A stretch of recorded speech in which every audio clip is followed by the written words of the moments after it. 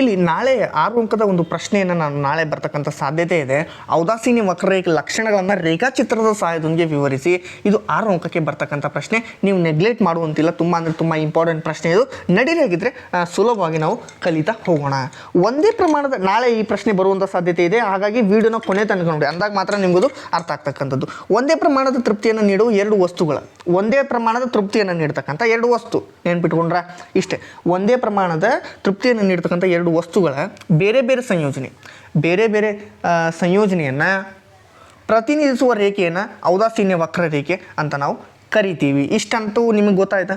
ಒಂದೇ ಪ್ರಮಾಣದ ತೃಪ್ತಿಯನ್ನು ನೀಡ್ತಕ್ಕಂಥ 2 ವಸ್ತುಗಳ ಬೇರೆ ಬೇರೆ ಸಂಯೋಜನೆಯನ್ನು ತೋರಿಸುವ ರೇಖೆಯನ್ನು ಔದಾಸೀನ್ಯ ವಕ್ರರೇಖೆ ಅಂತ ಕರಿತೀವಿ. ಸಿಂಪಲ್ ಅಷ್ಟೇ.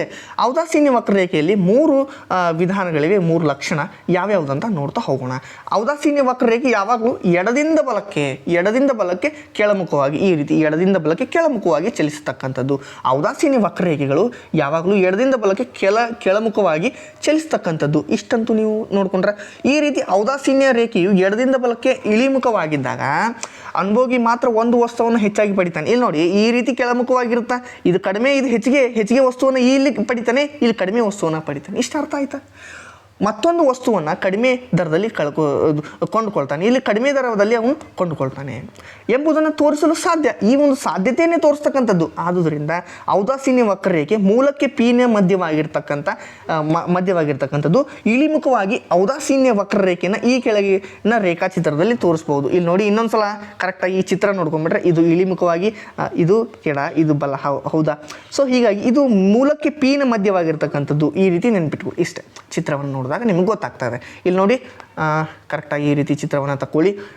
ತೆಗೆದಾದ್ಮೇಲೆ ಈ ರೀತಿ ನಾವು ಮೊದಲೇ ಈ ರೀತಿ ನಾವು ಬಾಕ್ಸನ್ನು ಹಾಕೋಬೇಕು. ಅದಾದ ನಂತರ ಈ ರೀತಿ ನಾವು ಮಾಡಬೇಕು. ABC X1 X2 X3, ಅದಾದ ನಂತರ Y1 Y2 Y3 ಈ ರೀತಿ ಬರ್ಕೊಳ್ಳಿ. ABC 3 ಸಂಯೋಜನೆಗಳು. ಹಾಗಾಗಿ ಇಲ್ಲಿ ನಾವು ಎಕ್ಸ್ಪ್ಲನೇಷನನ್ನು ನೋಡ್ತಾ ಹೋಗೋಣ. ವಿಡಿಯೋ ತುಂಬ ಇಂಪಾರ್ಟೆಂಟ್. ಈ ಒಂದು ಪ್ರಶ್ನೆ ನಾಳೆ ಬರ್ತಕ್ಕಂಥ ಸಾಧ್ಯತೆ ಇದೆ. ನೀವು ನೆಗ್ಲೆಕ್ಟ್ ಮಾಡುವಂತಿಲ್ಲ. ನಡೀರಿ, ಮೇಲಿನ ರೇಖಾಚಿತ್ರದಲ್ಲಿ OX ಅಕ್ಷದಲ್ಲಿ ಬಾಳೆಹಣ್ಣು, OY ಅಕ್ಷದಲ್ಲಿ ನಾವು ಮಾವಿನ ಹಣ್ಣನ್ನು ತೋರಿಸಿದ್ದೀವಿ. AB ಎ ಸಂಯೋಜನೆಯಿಂದ ಬಿ ಸಂಯೋಜನೆ, ಬಿ ಇಂದ ಸಿಗೆ ಚಲಿಸುವುದಂತೆ ಬಾಳೆಹಣ್ಣುಗಳ ಪ್ರಮಾಣ ಹೆಚ್ಚುತ್ತದೆ. ಎ ಇಂದ ಬಿ, ಬಿ ಇಂದ ಸಿಗೆ ಇಲ್ಲಿಂದ ಎ ಇಂದ ಬಿ, ಬಿ ಇಂದ ಸಿಗೆ ಚಲಿಸಿದಾಗ ಬಾಳೆಹಣ್ಣುಗಳ ಪ್ರಮಾಣ X1 X2 X3 ಚಲಿಸ್ತಾ ಹೋಗುತ್ತೆ. ಅದಾದ ನಂತರ ABC ಸಂಯೋಜನೆಗಳಿಂದ ಒಂದೇ ಪ್ರಮಾಣದ ತೃಪ್ತಿ ಲಭ್ಯವಾಗ್ತಕ್ಕಂಥದ್ದು. ABCಯಿಂದ ಒಂದೇ ಪ್ರಮಾಣದ ತೃಪ್ತಿ ಇಲ್ಲಿ ಲಭ್ಯ ಆಗ್ತಕ್ಕಂಥದ್ದು. ಬಾಳೆಹಣ್ಣು X1 X2 X3. ಇಲ್ಲಿ ನೋಡಿ, ಸಿಂಪಲ್ ಆಗಿ 3 ಬಾಳೆಹಣ್ಣು ತೊಗೊಂಡಾಗ ಒಂದೇ ಮಾವಿನ ಹಣ್ಣು ತೊಗೊಳ್ಲಿಕ್ಕಾಗುತ್ತೆ.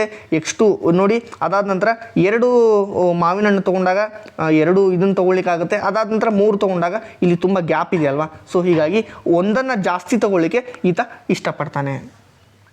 2 ಇಲ್ಲಿ ಒಂದೇ ಪ್ರಮಾಣದ ತೃಪ್ತಿ ಲಭ್ಯವಾಗ್ತಾ ಇದೆ. ಹೀಗಾಗಿ ಅನುಭೋಗಿ 2 ಸಂಯೋಜನೆಗಳ ಬಗ್ಗೆ ಉದಾಸೀನವನ್ನು ತೋರಿಸ್ತಾನೆ ಅಷ್ಟೇ.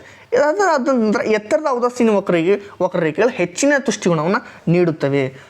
ಇದರ ಮತ್ತೊಂದು ಲಕ್ಷಣ, ಬಲಕ್ಕೆ ಮೇಲ್ಭಾಗದಲ್ಲಿರುವ ಪ್ರತಿಯೊಂದು ಔದಾಸೀನ ರೇಖೆಯು ಅಧಿಕ ಮಟ್ಟದ ತೃಪ್ತಿಯನ್ನು ಕೊಡುತ್ತೆ. ವಿವಿಧ ಸಂಯೋಜನೆಯಿಂದ ಸಿಗುವ ವಿವಿಧ ಮಟ್ಟದ ತುಷ್ಟಿಗುಣ ಈ ಕೆಳಗಿನ ಅನುಸೂಚಿ ಮೂಲಕ ತಿಳಿಬಹುದು. ಬಾಳೆಹಣ್ಣುಗಳ ಪ್ರಮಾಣ 1, 2, 3, ಮಾವಿನ ಹಣ್ಣುಗಳ ಪ್ರಮಾಣ 10, 10 ಅಂತ ಇದೆ. ಸಂಯೋಜನೆ ABC ಆಯಿತಾ. 1, 2, 3, 10, 10 ಅಂತ ಇದೆಯಲ್ವಾ. ಸೊ ಇಲ್ಲಿ ಎಕ್ಸ್ಪ್ಲನೇಷನ್ ನೋಡ್ತಾ ಹೋಗೋಣ. ಮೇಲಿನ ಅನುಸೂಚಿಯಲ್ಲಿ ಬಾಳೆಹಣ್ಣು ಮತ್ತು ಮಾವಿನ ಹಣ್ಣುಗಳ ವಿವಿಧ ಸಂಯೋಜನೆಯನ್ನು ಕಾಣಬಹುದು. ಎಷ್ಟು? 1, 2 ವಿವಿಧ ಸಂಯೋಜನೆ ಅಲ್ವಾ. ವಿವಿಧ ಸಂಯೋಜನೆ ನೋಡ್ತಾ ಇದ್ದೇವೆ. ಆಧರಿಸಿ ಈ ಕೆಳಗಿನ ಔದಾಸೀನ ರೇಖೆಯನ್ನು ರಚಿಸಬಹುದು. ಇಲ್ಲಿ ನೋಡಿ, ಈ ರೀತಿ ಚಿತ್ರವನ್ನು ಡ್ರಾ ಮಾಡ್ಕೊಂಡಾದ್ಮೇಲೆ ಈ ರೀತಿ ನಾವು ಡ್ರಾ ಮಾಡ್ಕೊಂಡ್ವಿ ಆಯಿತಾ. ಚಿತ್ರ ಡ್ರಾ ಆದಮೇಲೆ ನಾವೇನು ಮಾಡ್ಬೇಕಂತಂದ್ರೆ ನೆಕ್ಸ್ಟ್ ನೋಡೋಣ. ಈಗ IC1 IC2 IC3, ಈ IC1 IC2 IC3 ಅನ್ನೋದು ಏನು? 3 ಔದಾಸೀನ್ಯ ರೇಖೆಗಳು. ಇಲ್ಲಿ ಎ ಬಿಂದುವಿನಲ್ಲಿ 10 ಮಾವಿನ ಹಣ್ಣು ತೊಗೊಂಡ್ರೆ ಒಂದೇ ಬಾಳೆಹಣ್ಣು ತೊಗೊಳ್ಲಿಕ್ಕಾಗುತ್ತೆ. 10 ಮಾವಿನ ಹಣ್ಣು ತೊಗೊಂಡ್ರೆ 2 ಬಾಳೆಹಣ್ಣು, ಅದಾದ ನಂತರ 3 ಬಾಳೆಹಣ್ಣು 10 ಮಾವಿನ ಹಣ್ಣನ್ನು ತೊಗೋಬೋದು. ಇಲ್ಲಿ ಸಿಂಪಲಾಗಿ ಎಕ್ಸ್ಪ್ಲನೇಷನ್ ನೋಡ್ತಾರೆ. ಎ ಬಿಂದುವಿನಲ್ಲಿ 10 ಮಾವಿನ ಹಣ್ಣುಗಳು ಹಾಗೂ 1 ಬಾಳೆಹಣ್ಣು. IC2 ರೇಖೆಯಲ್ಲಿ ನೋಡೋದಾದರೆ ಬಿ ಬಿಂದುವಿನಲ್ಲಿ 10 ಮಾವಿನ ಹಣ್ಣು 2 ಬಾಳೆಹಣ್ಣು ಲಭ್ಯವಾಗ್ತಕ್ಕಂಥದ್ದು. IC3 3ನೇ ಔದಾಸೀನ್ಯ ರೇಖೆ ಮೇಲೆ ಸಿ ಬಿಂದುವಿನಲ್ಲಿ 10 ಮಾವಿನ ಹಣ್ಣು ಹಾಗೂ 3 ಬಾಳೆಹಣ್ಣು ಲಭ್ಯವಾಗ್ತಕ್ಕಂಥದ್ದು. ನಾನು ಎಕ್ಸ್ಪ್ಲೇನ್ ಮಾಡಿ ಹೇಳಿದೆ. IC1 IC2 IC3ನಲ್ಲಿ 10. ಇದು ಯಾಕಂತಂದರೆ ಇದಕ್ಕೆ ಹೆಚ್ಚಿನ ಒಲವನ್ನು ತೋರಿಸ್ತಾನೆ ಅನುಭೋಗಿ, ಹೆಚ್ಚಿನ ಒಲವನ್ನು ತೋರಿಸ್ತಾನೆ. ಹೀಗಾಗಿ ಮೇಲ್ಭಾಗಕ್ಕೆ ಬರ್ತಕ್ಕಂಥ ಔದಾಸೀನ್ಯ ವಕ್ರರೇಖೆಗಳು ಅಧಿಕ ಪ್ರಮಾಣದ ತೃಪ್ತಿಯನ್ನು ಕೊಡುತ್ತೆ. ಇಲ್ಲಿ ಮೇಲ್ಭಾಗಕ್ಕೆ ಇದೆಯಲ್ವಾ, ಇದು ಮೇಲ್ಭಾಗ ಅಲ್ವಾ, ಇದು ಅಧಿಕ ಪ್ರಮಾಣದ ತೃಪ್ತಿಯನ್ನು ಕೊಡುತ್ತೆ. ಇಷ್ಟೇ. ಇಲ್ಲಿ ಎರಡೂ ಒಂದನ್ನೊಂದು ಛೇದಿಸೋದಿಲ್ಲ. ಒಂದು ವೇಳೆ ಅದೇನಾದರೂ ಛೇದಿಸಿದರೆ ಅಸಂಬದ್ಧ ನಿರ್ಣಯಕ್ಕೆ ಎಡೆ ಮಾಡಿಕೊಡ್ತಕ್ಕಂಥದ್ದು. ಮಾವಿನ ಹಣ್ಣು ಬಾಳೆಹಣ್ಣು ಅಂತ ಒಂದು ಚಿತ್ರವನ್ನು ಈ ರೀತಿ ಡ್ರಾ ಮಾಡ್ಕೊಂಡಾದ್ಮೇಲೆ ಇಲ್ಲಿ ಸಿಂಪಲ್ ಆಗಿ IC1 IC2 ಎಂಬ 2 ಔದಾಸೀನ್ಯ ವಕ್ರರೇಖೆಗಳು ಎ ಬಿಂದುವಿನಲ್ಲಿ IC2 ಎರಡರಿಂದಲೂ ಸಮಾನವಾದ ತೃಪ್ತಿಯನ್ನು ಪಡೆದುಕೊಳ್ಳುತ್ತಾನೆ ಅಂತ ಅರ್ಥ. ಇದನ್ನು ಸೇಮ್ ನೋಡಿದರೆ ಸಮಾನಾಗಿರ್ತಕ್ಕಂಥ ತೃಪ್ತಿ ನೀಡ್ತಾ ಇದೆ. ಆದರೆ ಇದು ಔದಾಸೀನ್ಯ ರೇಖಾತತ್ವಕ್ಕೆ ವಿರುದ್ಧವಾದ ಸನ್ನಿವೇಶ. ಇಷ್ಟಂತೂ ಅರ್ಥ ಆಯ್ತು ನಮಗೆ. ಹಾಗಾಗಿ ನೆಕ್ಸ್ಟ್ ನೋಡೋದಾದರೆ IC1 ರೇಖೆ ಮೇಲೆ ಬಿ ಬಿಂದು ಮೇಲೆ, IC2 ರೇಖೆ ಮೇಲೆ ಸಿ ಬಿಂದುವಿದೆ. ಚಿತ್ರದಲ್ಲಿ ತೋರಿಸಿರುವಂಥ IC1 IC2 ರೇಖೆಗಿಂತ ಮೇಲ್ಪಟ್ಟಲ್ಲಿ ಇರುವುದರಿಂದ IC1 ರೇಖೆಯು ಬಿ ಬಿಂದುವಿನಲ್ಲಿ ಅಧಿಕ ತೃಪ್ತಿಯನ್ನು ಕೊಡ್ತಾ ಇದೆ. ನೋಡಿ, IC1 ರೇಖೆ ಇದೆಯಲ್ಲ, ಇದು ಬಿ ಬಿಂದುವಿನಲ್ಲಿ, ಈ ಒಂದು ಬಿ ಬಿಂದುವಿನಲ್ಲಿ ಇದು ಅಧಿಕ ಮಟ್ಟದ ತೃಪ್ತಿಯನ್ನು ಕೊಡ್ತಾ ಇದೆ. ಇಷ್ಟನ್ನು ನಾವು ನೆನ್ಪಿಟ್ಕೋಬೇಕು. ನೆಕ್ಸ್ಟ್, ಆದರೆ ಔದಾಸೀನ್ಯ ರೇಖಾತತ್ವಕ್ಕೆ ವಿರುದ್ಧವಾದ ಫಲಿತಾಂಶವನ್ನು ನೀಡುವುದರಿಂದ 2 ಔದಾಸೀನ್ಯ ರೇಖೆಗಳು ಒಂದನ್ನೊಂದು ಛೇದಿಸುವುದಿಲ್ಲ. ಇಷ್ಟಂತ ನಾವು ಬರೆದುಬಿಟ್ರೆ ಮುಗಿತು. ಇದಿಷ್ಟೇ ಒಂದು ವಿಡಿಯೋದಲ್ಲಿ. ಮತ್ತೆ ಮುಂದಿನ ಒಂದು ವಿಡಿಯೋದಲ್ಲಿ ಸಿಗ್ತಾ ಇದ್ದೇನೆ. ಧನ್ಯವಾದ ಸ್ನೇಹಿತರೆ.